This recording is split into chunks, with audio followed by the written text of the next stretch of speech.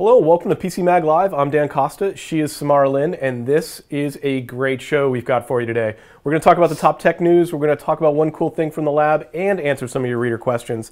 Let's get to the top story of the day. Sprint has some good news and some bad news. Good news, they've gained some customers. Bad news, they lost $1 billion. Part of this is because Sprint, although they're gaining customers, they are not all contract customers.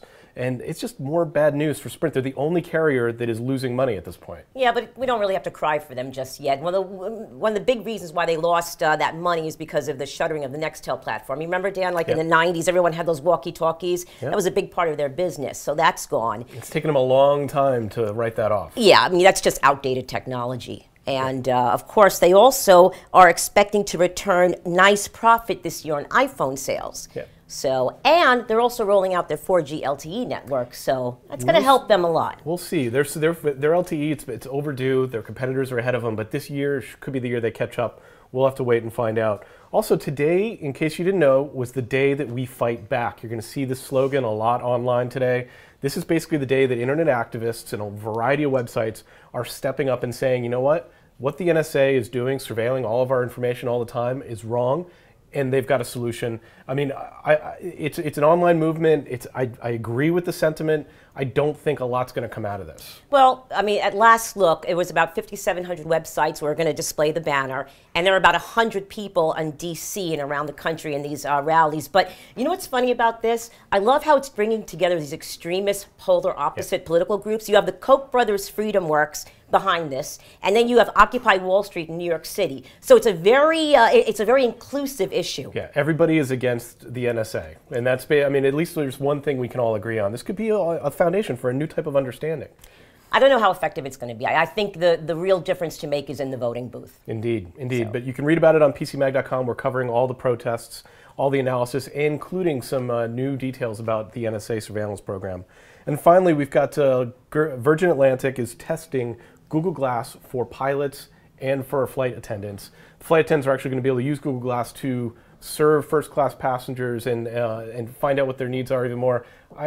It's a 6-week pilot. I don't see how you really need Google Glass inside the plane. Yeah, well, and they're also coupling this with this in-flight social network Biz, which uses Google. The one thing with these localized plane networks, they're going to really have to step up. I mean, Google in-flight,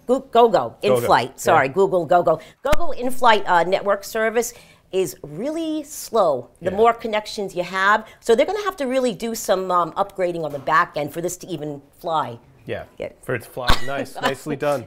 Nicely done. But you can read more about that on PCMag too.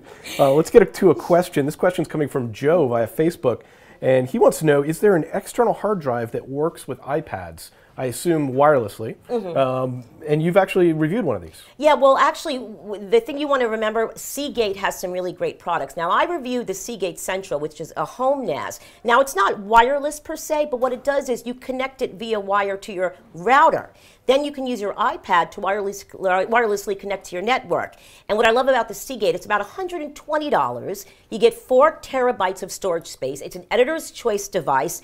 And you can use Seagate's cloud service to remotely access your files when you're off of your home network. So we like that. Yeah, so, and that's really, that's the model of you've got all of your video files, all of your data on the drive.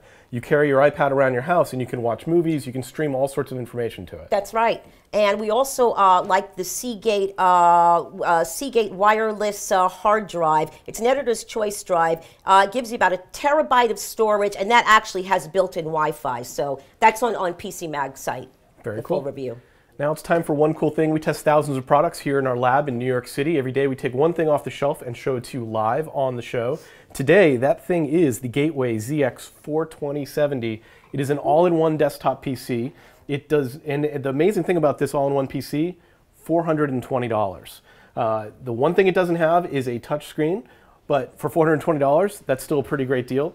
And it's more than adequate enough for a student going off to college, for getting work done around the house. It's got a nice big screen, and this is the entire unit. It's all in one. There is no base station or tower anywhere attached to it. a pretty nice device. Yeah, I mean, this isn't your killer gaming rig. It's an AMD processor. It's pretty much low-end specs, but as Dan said, it's $420. You got 802.11n, you got Ethernet, you have USB 3.0, so you have a lot of connection options. So it's a pretty good deal. Great second PC, great screen, and again, if you've got other accesses, you can use this for multimedia, built-in speakers, which are pretty nice. This is our latest EC for all-in-one affordable desktops. You can read the full review on PCMag.com. That is PCMag Live for today. I want to thank you for joining us. Remember to send us your questions on Facebook. We answered Joe's question. We will answer your question as well. Samara, thanks for doing this with me. Tune in tomorrow.